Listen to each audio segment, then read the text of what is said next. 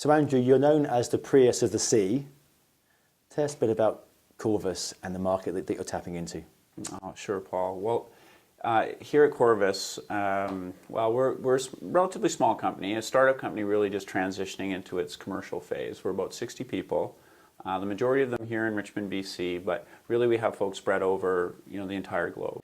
What we do is large lithium-ion battery systems, in particular for the marine industry. That's where the roots of the company are. That's what the founders were thinking of when they came up with the product. To what degree does the success that Tesla's been experiencing in the auto space help your business? Yeah, no, it's an interesting question, Paul. It's certainly not a one-to-one relationship, but it's what Mr. Musk is doing is creating a milieu where there's people have more confidence and think of battery technology for driving things. And ultimately, that's what we're about, powerful batteries that drive things, that work in things that move. So it does create a milieu. I think the other thing with what he's doing with his gigawatt factory is sort of addressing the big problem that the industry's faced, not only the electric vehicle industry, but our industry, which is getting enough volume so that the production costs for the actual battery cells start to come down.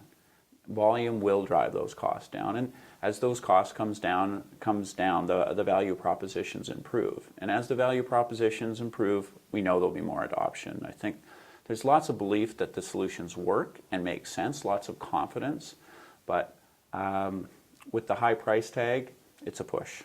I think the big blue sky for us is in the oil and gas industry. There's a number of applications, particularly for floating oil rigs, that lend themselves very naturally to batteries, most specifically disaster recovery situations.